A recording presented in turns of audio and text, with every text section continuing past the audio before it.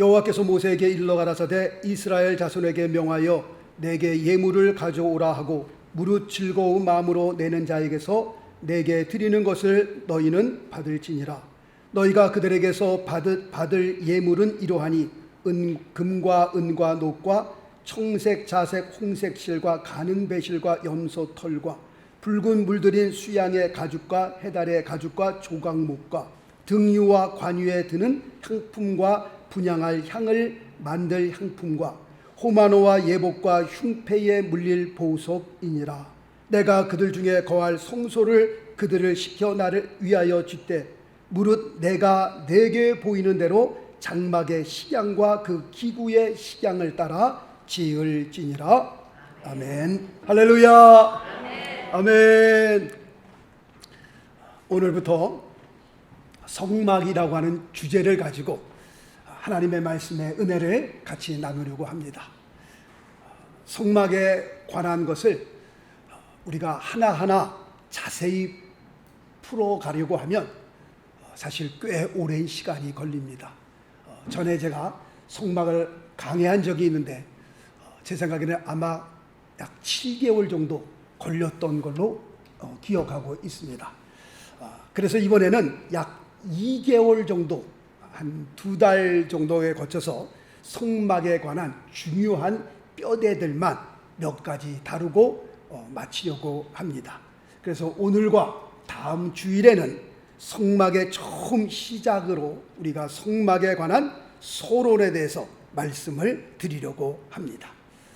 우리가 성경을 창세기부터 쭉 읽어 내려가다 보면은 정말 지루하고 재미없는 장들을 우리가 만나게 됩니다. 예를 들면 족보 이야기가 그렇습니다.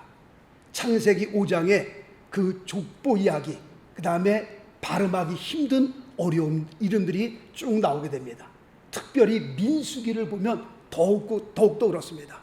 민수기서 안에는요 이름들이 굉장히 많이 나오는데 그 이름도 말자야 경자야 뭐 공자야 뭐 그러면 쉬운데 정말 발음하기 힘든 어려운 이름들이 얼마나 많이 나오는지 알 수 없습니다.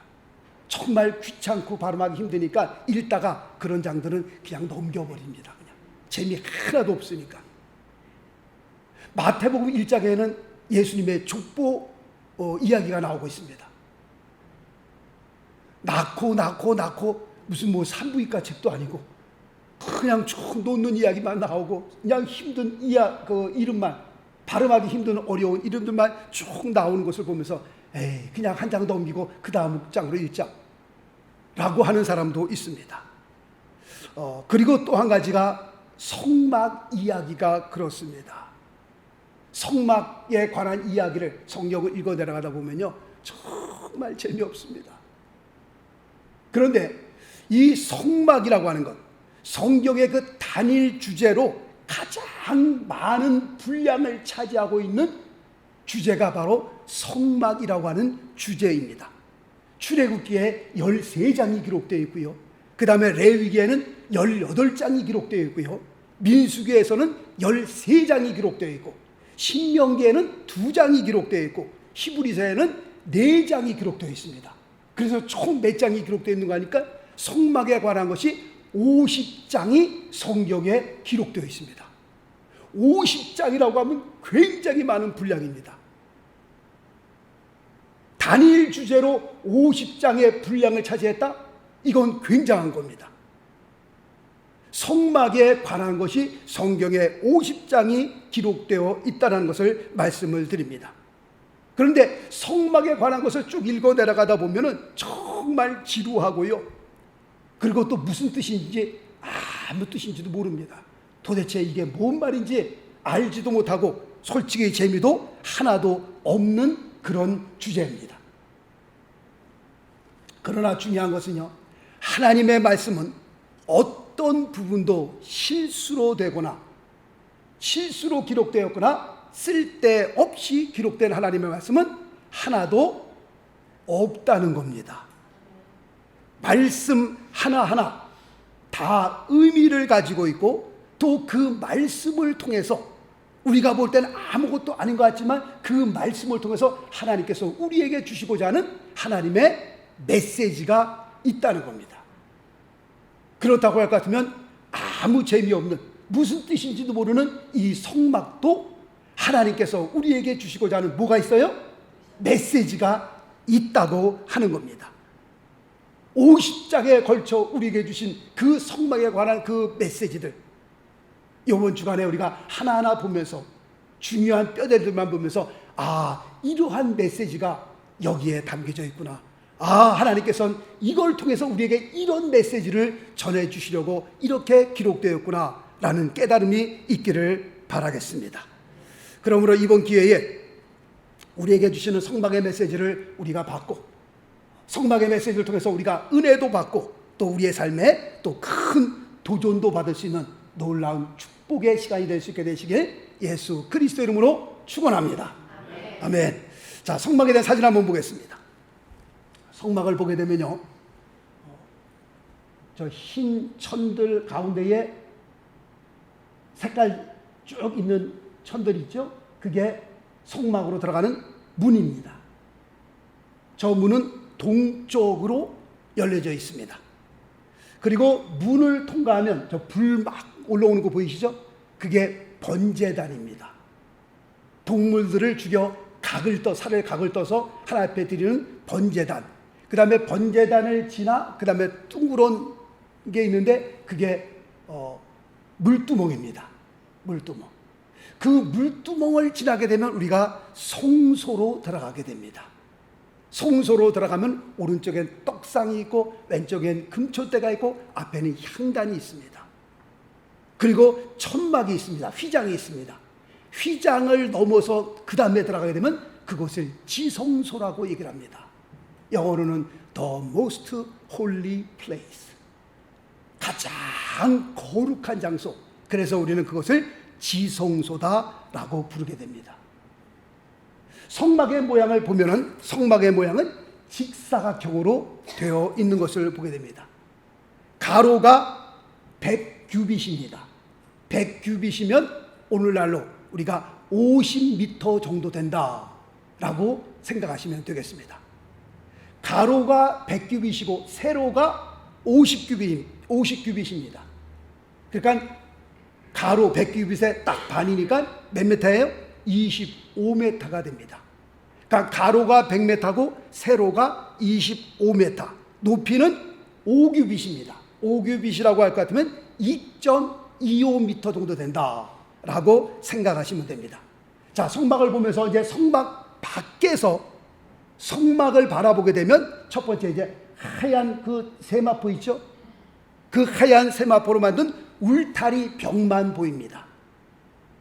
그리고 밖에서 볼 때에 그 안은 안 보이고 뭐만 보이냐면 성소의 그 꼭대기 지붕 모양만 약간 보이게 됩니다. 왜냐하면 그 높이가 2.25m이기 때문에 키가 정말 한 3m 되지 않는 사람들은 그 안을 쳐다볼 수가 없는 거예요. 그러니까 보통 키를 가진 사람들은 그냥 안은 안 보이고 세마포로 된 벽만 보이고 그 다음에 성소의 지붕 꼭대기만 조금만 볼 수 있는 그런 상태입니다.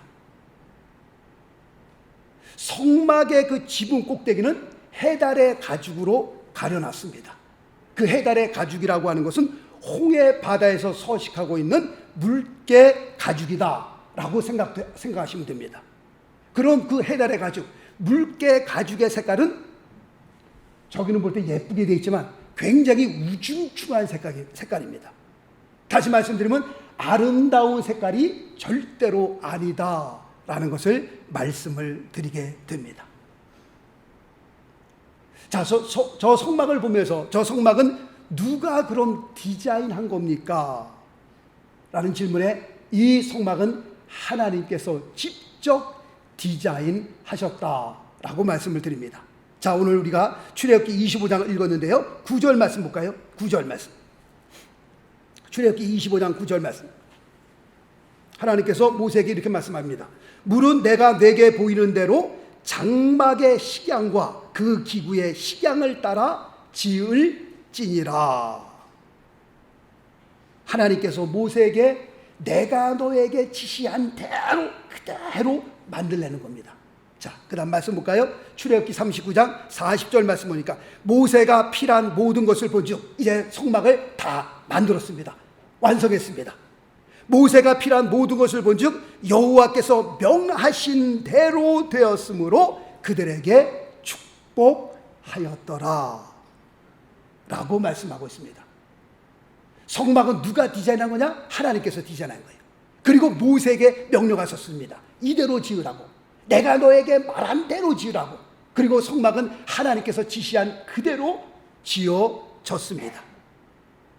그리고 성막은 하늘나라의 모형을 따라 디자인된 것이다 라고 성경은 말씀하고 있습니다. 자, 또 말씀 볼까요? 히브리서 8장 5절 말씀 보니까 저희가 섬기는 것은 그것이 뭔가요? 성막이었습니다. 저희가 섬기는 것은 하늘에 있는 것의 모형과 그림자라 라고 되어 있습니다. 그러므로 우리가 성막을 쭉 공부하다 보면 하늘과는 밝은 길이 보이고요, 하늘나라를 경험할 수 있고요, 야, 이것이 바로 하늘나라 가는 길이구나 라는 것을 우리에게 깨닫게 해주십니다. 저희가 섬기는 것은 하늘에 있는 것의 모형과 그림자라 모세가 장막을 지으려 할 때에 지시하심을 얻음과 같으니 가라사대 삼가 모든 것을 산에서 내게 보이던 본을 조차 지으라 하셨느니라. 그래서 성막을 통해서 하나님께서는 우리가 하늘나라를 경험하기를 원하셨던 겁니다. 그러면 성막에 들어간 그 비용은 대충 얼마나 됩니까? 라고 질문하시는 분이 계시더라고요. 성막 건축을 위해 들어간 비용은 출애굽기 38장 24절로 31절 말씀에 보면 상세하게 기록되어 있습니다. 상세하게 기록되어 있는데 우리가 읽어도 그것이 뭔 말인지 잘 모릅니다. 이게 도대체 얼마 들어갔다는 거야? 그렇게 퀘스천이 들지, 아, 얼마구나 딱 모릅니다. 그래서 어떤 분께서 성막에 들어간 비용을 오늘날의 화폐 가치로 환산을 해봤더니 얼마가 나왔냐면 대략 200억이 나왔습니다. 굉장하죠? 200억이면 달러로 20 밀리언 달러예요. 20 밀리언 달러면 2천만 불입니다. 와, 보니까 별거 아닌 것 같은데 20 밀리언 달러 2천만 불이 들어가서 와, 굉장하네. 웬만한 건물값도 비교할 수 없을 정도로 2천만 불의 상당의 그 어마어마한 돈이 그 안에 들어가는 겁니다. 그럼 이런 어마어마한 돈을 도대체 어디서 났습니까? 자, 오늘 읽어드린 출애굽기 25장 2절 말씀을 보겠습니다. 출애굽기 25장 2절 말씀. 이스라엘 자손에게 명하여 내게 예물을 가져오라 하고 무릇 즐거운 마음으로 내는 자에게서 내게 드리는 것을 너희는 받을지니라 라고 말씀하고 있습니다. 지금 성막을 짓기 위해서 20 밀리언 달러가 들어가는데 그 어마어마한 돈을 어디서 났습니까? 그 어마어마한 돈을 이스라엘 백성이 드리는 헌금을 통해서 성막을 지었다라고 말씀하고 있습니다. 이스라엘 백성을 하여금 헌금을 거둬라. 근데 조건이 있습니다. 뭐가 있어요? 즐거운 마음으로 내는 자에게서 받으라. 다시 말씀드리면 억지로 내는 자에게서는 받지 말라라는 겁니다.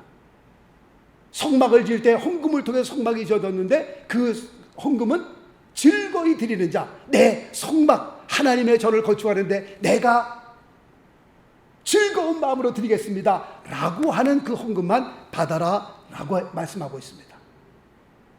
자, 우리 신약을 한번 찾아가 봅니다. 고린도 후서 8장, 고린도 후서 8장 1절 말씀부터 보면요, 헌금을 드리는 그 성도의 그 중요한 자세를, 그 마음의 자세를 여기서 말씀하고 있습니다. 고린도 후서 8장 1절 말씀부터 5절까지의 말씀을 제가 읽겠습니다. 형제들아, 하나님께서 마게도냐 교회들에게 주신 은혜를 우리가 너희에게 알게 하노니 환난의 많은 시련 가운데서 저희 넘치는 기쁨과 극한 가난이 저희로 풍성한 연보를 넘치도록 하게 하였느니라. 내가 증거하노니 저희가 힘대로 할 뿐 아니라 힘에 지나도록 자원하여 이 은혜와 성도 섬기는 일에 참여함에 대하여 우리에게 간절히 구하니 우리의 바라던 것뿐 아니라 저희가 먼저 자신을 죽게 드리고 또 하나님 뜻을 조차 우리에게 주었도다 라고 말씀하고 있습니다. 지금 고린도후서 8장 1절로 5절 말씀을 통해서 헌금을 드리는 그 성도의 그 자세, 삶의 자세를 여기서 말씀하고 있는데요.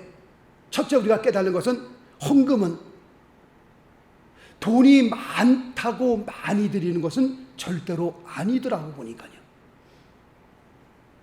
그래서 목사님들 새로운 성도가 오면 돈 많은 성도들이 부자가 들어오면 괜히 좋아해요. 야, 이제 헌금 많이 드리겠구나. 정말 헌금 많이 드리는 사람이 이제야 왔구나. 저렇게 잘 살고 저렇게 돈이 많으니까 저 사람 헌금 굉장히 많이 되겠구나. 이제 교회를 살았다. 아니요. 돈이 많으니까 저 사람이 헌금을 많이 내겠다. 아니요. 은혜를 받지 않으면요, 하나님의 은혜가 내게 임하지 않으면 아무리 돈이 많아도요 10불 낼 때 벌벌 떨면서 된다니까요. 이게 어떤 돈인데 하고.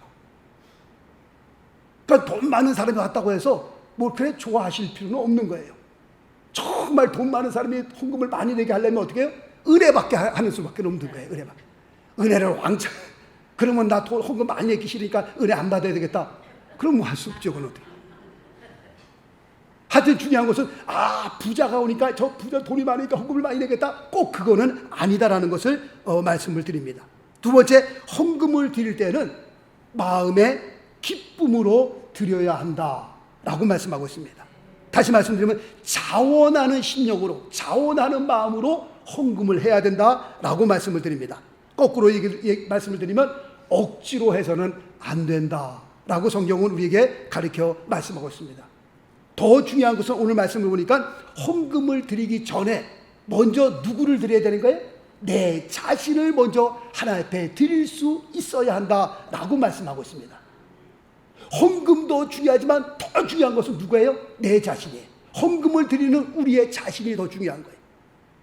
제가 히브리서를 1년 동안 강의하면서 히브리서 11장 4절에서 아벨이 드리는 제사와 가인이 드리는 제사에 대해서 말씀을 드렸습니다. 하나님께서 아벨이 드리는 제사, 아벨과 그의 제사를 받으시고 가인이 드리는 제사는 가인과 그의 제사를 연락지 아니하셨다라고 말씀을 드렸습니다. 중요한 것은 하나님께서 아벨의 제사를 받기 전에 누구를 먼저 받으신 거예요? 아벨이라고 하는 사람 그 자체를 받으신 거예요. 하나님께서 가인의 제사를 안 받기 전에 누구를 안 받으신 거예요? 가인이라고 하는 사람 그 자체를 안 받은 거예요. 내가 하나님 앞에 헌금을 드리는 것, 그것도 굉장히 중요하겠지만 그 헌금을 드리는 그 사람의 마음이 굉장히 더 중요하다는 것을 여기서 말씀하고 있습니다. 저는 1980년도에 신학교를 가서 지금 동안 몇십 년을 쭉 하나님을 섬기는 가운데에, 교회를 쭉 섬기는 가운데에 개인적으로요 마음에 영 안 드는 것이 몇 가지가 있습니다. 첫 번째는요, 교회에서 직분자를 세울 때에 돈을 요구한다는 겁니다. 물론 교회에서 당신 얼마 내십시오 그렇게 말은 절대로 하지 않습니다. 어떻게 하느냐?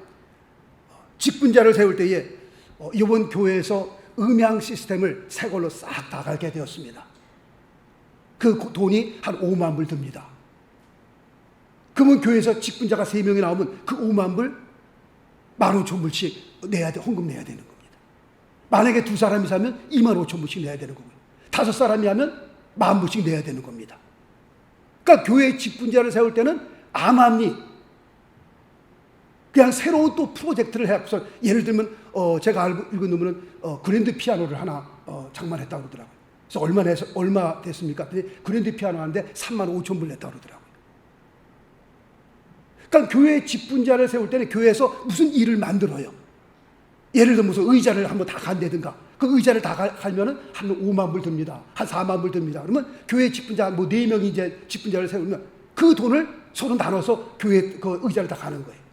물론 얼마를 내십시오 라고 얘기는 하지 않지만 뭔가 프로젝트를 만들어 갖고서 그 헌금을 서로 걷어 갖고 그거를 감당하게끔 하는 겁니다. 그래서 어떤 사람들은 이런 부담 때문에 직분 받는 것을 피하는 사람도 있습니다. 그리고 암암리에 이런 말도 돕니다. 돈 없으면 장로도 못 된다. 돈 없는 사람은 직분 장로 될 수 있는 자격도 없다. 그런 말이 암암리에 돕니다. 그러니까 저는 몇십 년 교회를 섬기면서 이게 그렇게 마음에 안 들더라고요. 왜 꼭 직분자를 세울 때 무슨 교회 일을 만들어 갖고 그들에게 돈을 받는가? 돈을 왜 거두는가? 돈을 하나도 안 받고 좀 교회 직분자를 세우면 안 되겠는가? 그런 생각이 듭니다. 두 번째는요, 교회 직분자를 세울 때에 투표로 뽑는 겁니다. 성경에 나와 있는 그 제비뽑기와 투표는 완전히 다른 겁니다. 성경에 나와 있는 제비뽑기와 투표를 같은 걸로 생각하시면 큰일 나는 겁니다. 완전히 다른 것이다라고 말씀을 드립니다. 마치 국회의원 출마하는 것처럼 교회 안에서도 사람의 표를 받기 위해, 지금 이게 유튜브로 나가니까 이런 말 하기도 부끄럽지만 말이죠, 암암리에 무슨 거래가 이루어지는 그런 교회도 있습니다. 집사님 저 한 표 부탁드립니다 하면서 꼭 저를 찍어주셔야 됩니다 라고 하면서 정말 말하기 부끄러운 그런 거래도 이루어지는 것을 우리가 봅니다. 사실 우리가 몰라 할 수 없이 별 희한한 일도 다 벌어집니다. 저희 식구들은 다 LA에 있는데 나성영락교회 다닙니다. 나성영락교회는 몇천 명이 되니까 정말 투표할 때요, 죄송합니다, 별짓이 다 일어납니다. 저는 그래서 이거 보면서 좀 안 좋은 쪽으로 저는 늘 이렇게 봐왔던 경향이 있어요. 물론 목사님마다 다 틀리겠지만 저 개인적인 입장이 그렇습니다. 그리고 또 하나는 교회 건축할 때에 건축 헌금을 거둘 목적으로 부흥회를 합니다. 그리고 부흥 강사를 부르는데 그것도 인류 부흥 강사를 불러야 돼요. 왜냐하면 인류 부흥 강사들은요, 사람을 웃겼다, 울렸다, 뭐 세웠다, 앉았다, 그 다음에 들었다, 놨다, 그 사람의 혼을요 쏙 빼놓습니다. 그러니까 사람들이 막 그냥 인류 부흥 강사들은 알잖아요. 막 박장대소를 치고 막 웃기고, 그 다음에 막 정말 또 눈물이 쏙 빠지는 그런 감동적인 설교를 하게 되면 또 눈물도 흘리고, 그 다음에 다 눈 감으라 그러죠. 자, 다 눈 감으세요. 이제 이 교회가 하나님의 교회를, 하나님의 성전을 건축하게 됐습니다. 하나님께서 우리에게 이렇게 은혜를 주셨는데 하나님의 교회를, 성전을 건축한다는데 이대로 가만히 있으면 되겠습니까? 자, 지금부터 제가 작정 헌금을 이제 시작하겠습니다. 자, 5천만 원 하나님 앞에 헌금할 사람 5천만 원 손 드세요. 자, 손 내리시고, 자, 이제 1억을 하나님 앞에 할 사람 1억, 막 은혜 받고 눈물을 흘렸으니 하나님의 교회를 건축한다는데 우리가 뭔가 해야 되지 않겠어요? 예, 5천만 원에 손 들겠습니다. 1억에 손 들겠습니다.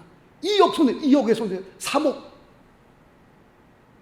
그리고 이거는 하나님 앞에 지금 서원한 거기 때문에, 하나님과의 약속한 거기 때문에 절대로 이거 지키지 않으면 큰일 나는 겁니다. 하나님 앞에 서원한 이 모든 것을 다 지켜야 하는 겁니다. 그리고 집에 돌아갔는데 이게 그런 상황이 아니거든 보니까요. 은혜를 받아서 마음이 뜨거워서 손을 5천만 원에 1억에 2억에 3억에 손을 들게 들었는데, 이게 지금 고민이 되는 겁니다. 이게. 건축 헌금하다가 잘못되어서요, 박살난 교회들이 심심치 않게 있습니다. 교회가 부흥하는 건 좋은데 부흥할 때에 교회를 건축할 때 그 건축 헌금 굉장히 조심해야 된다라고 말씀을 드리고 싶습니다. 은혜를 받았어도요, 집에 가서 생각해보고 또 생각해보고 기도하고 또 기도하고 결정하셔야 하는 겁니다. 지금 마음에 막 들떠갖고 은혜 받는 데서 1억 하겠습니다, 2억 하겠습니다, 10만 불 하겠습니다, 20만 불 하겠습니다, 그때 결정을 해서는 안 된다라고 말씀을 드리고 싶습니다. 특별히 부부들은요, 서로 의견이 맞아야 돼요. 이분은 1억인데 이분은 5천만 원. 왜 당신 그렇게 믿음이 없느냐? 당신이 그렇게 교회 일을 앞장서서 하면서 1억도 하나 못 내느냐? 그렇게 해서는 안 되는 거예요. 서로 의견이 같이 맞을 때까지 부부는 같이 기도하셔야 되는 거예요. 한 사람이 그냥 마음대로 결정해서는 절대로 안 되는 겁니다. 건축원금 때문에 부부들이 많이 싸우잖아요. 당신은 왜 그거밖에 안 되느냐? 그 정도의 믿음밖에 안 되느냐? 저는요, 또 한 가지는요, 목사님들이 대학생들, 청년들 집회하면서 막 은혜 받잖아요. 막 산에 올라가서 막 기도하고 통성기도 하고 막. 제가 또 마음에 안 드는 거는 그 은혜 받고 난 다음에 선교사로 헌신하게 만드는 겁니다. 헌신. 자, 이제 은혜 받았으니 하나님 앞에 불을 받, 막 젊은 피에 막 하나님의 은혜 받고 눈물 콧물 다 흘렀으니 주님을 위해 우리 죽으러 갑시다. 그러면 죽으러도 갈 거예요. 예, 주님을 위해서 제가 죽겠습니다. 아마 그런 마음도 들 거예요. 막 은혜 받은 가운데에 이제 선교사로 갈 사람, 하나님의 나라를 위해서 이 한 몸 선교사로 바치겠습니다. 손 드시기 바랍니다. 자, 손 드신 분은 다 앞으로 나오세요. 내가 기도해 드리겠습니다. 막 기도해 주고 막 선교사에 막 불을 받아서 이제는 내가 다 실제로 생활에 돌아가니까 그게 아니거든 보니까요. 실제 삶에 들어가니까 야, 내가 이거 괜히 했나? 제가 알고 있는 분이 있습니다. 지금 결혼해갖고 애까지 낳습니다. 그런데도 불구하고 대학생 때에 그 은혜 받고선 그 목사님이 선교사로 그 손들었다가 선교사로 못 나가셨거든요. 지금 그게 지금까지도 그를 괴롭히고 있다. 내가 그때 선교사로 한다고 내가 은혜 받고서 손을 들었거든요. 근데 지금 선교사로 못 가고 지금 결혼하고 지금 교회를 잘 섬기고 있긴 있지만 지금 그게 아직도 걸리고 있는 거예요. 괜찮은 겁니다. 괜찮은 거예요. 그때 잠깐 은혜 받았는데 그 은혜 받은 그 순간에 목사님들이 선교사로 나오라고 막 하나님 앞에 헌신하라고 집에 가서 또 생각하고요. 정말 내가 선교사로 헌신하는 것은 은혜가 전혀 없고 내 속이 정말 맹숭한데 그래도 내 마음속에 선교사에 대한 그 불같은 마음이 생긴다. 그러면 가셔도 괜찮아요. 그런데 잠깐 산에 올라가서 막 은혜 받고 그냥 하나님 감사합니다. 나를 구하여 주시 그 은혜에 취해갖고선 선교사로 갈 사람, 예, 선교사 가겠습니다. 그거 안 받아줘요. 안 되는 거예요. 신학교 가는 것도 똑같습니다. 하나님께서 은혜 주셨는데 신학교 가겠습니다. 1년 동안 기도해보라 그래. 1년 동안 기도해보고 그 마음이 움직이지 않으면, 요동치지 않으면 그때 신학교 가도 늦지 않습니다. 하나님 앞에 선교사로 헌신한다, 신학교 가겠다, 목사 되겠다, 이거 생각해보고 또 생각하고 또 생각해봐야 할 문제입니다. 하여튼 중요한 것은 성막에 들어가는 돈이 이렇게 만만치가 않은데 그 많은 돈을 어떻게 만들었느냐. 출애굽기 35장을 한번 가보겠습니다. 출애굽기 35장. 우리가 출애굽기 25장을 읽었잖아요. 35장을 한번 가보겠습니다. 출애굽기 36장입니다. 출애굽기 36장. 36장 5절과 7절 말씀을 보겠습니다. 출애굽기 36장 5절과 7절 말씀. 하나님께서 모세에게 성막에 들어갈 돈을 거두라 그랬잖아요. 이제 여기에 보니까 모세에게 고하여 가로되 백성이 너무 많이 가져옴으로 여호와의 명하신 일에 쓰기에 남음이 있나이다. 모세가 명을 내림에 그들이 진중에 공포하여 가로되 물어 남녀하고 성소에 드릴 예물을 다시 만들지 말라 하며 백성이 가져오기를 정지하니 있는 재료가 모든 일을 하기에 넉넉하여 남음이 있었더라. 아멘. 성전 건축의 원리가 바로 이겁니다. 정말 저는 이 말씀을 보면서 교회마다 성전을 건축한다, 이렇게 돼야 돼. 이게 맞는 거예요. 온 성도들이 한 마음 한 뜻이 되고요, 정말 하나님의 성전 건축을 위해서 아낌없이 그냥 막 하나님 앞에 헌신할 때 이제 막 헌금 뭐 한 200만 불이 들어간다. 이 200만 불이 넘어가지고요, 이제는 안 갖고 오셔도 괜찮습니다. 200만 불이 넘었습니다. 지금 계산을 보니까요, 다시 돌려줘야 될 것 같아요. 250만 불이 들어왔습니다. 이게 성전 건축의 원리예요. 이렇게 돼야 교회가 아름다운 거고요. 200만 불 들어가야 되는데 그 200만 불을 그냥 짜기 위해서 성도들을 짜고 또 짜고 또 짜고 그냥 막 그래도 안 나오니까 또 짜고 더 짜고 그래서 문제가 생기는 거예요. 그래서 교회가 박살이 나는 거고요. 지금 출애굽기 36장 5절 6절 7절 말씀 보면서 이게 아름다운 성전 건축의 원리다라고 보는 겁니다. 자, 이제 오늘 말씀의 결론을 맺습니다. 중요한 것은요, 하나님의 일을 위해 드려진 모든 것들은 절대로 하나님 앞에서 공짜가 없다는 겁니다. 하나님의 성전을 짓는 것 하나님의 나라를 위한 거 아니겠어요? 주의 복음을 위한 거 아니겠어요?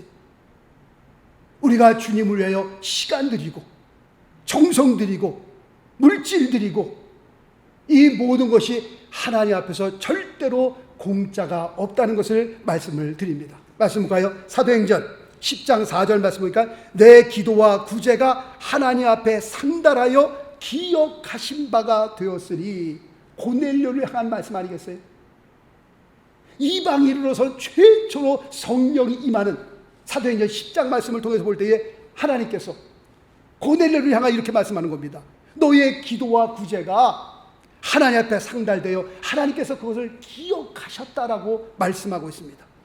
하나님께서 다 기억하고 계신다는 겁니다. 자, 그 다음 말씀 볼까요? 고린도전서 15장 58절 말씀 보니까 그러므로 내 사랑하는 형제들아 견고하며 흔들리지 말며 항상 주의 일에 더욱 힘쓰는 자들이 되라. 이는 왜냐하면 너희 수고가 주 안에서 헛되지 않은 줄을 알미니라. 아멘.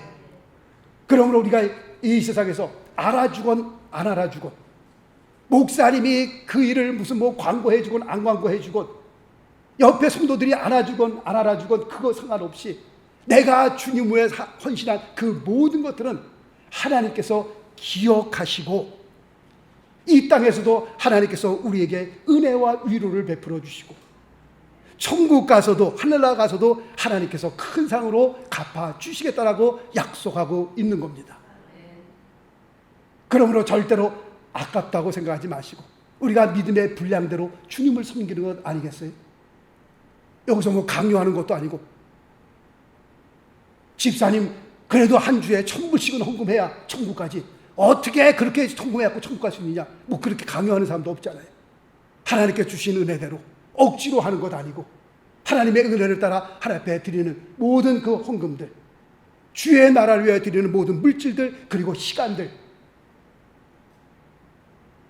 하나님께서 꼭 기억하시고 이 땅에서도 우리 자손들에게 갚아주시고 우리가 하늘나라 가서도 하나님께서 큰 상으로 갚아주시는 그날을 바라보면서 우리의 남은 생에 어떻게 하든지 하나님 앞에 귀하게 헌신되어지는 아름다운 삶 되시길 예수 그리스도 이름으로 축원합니다.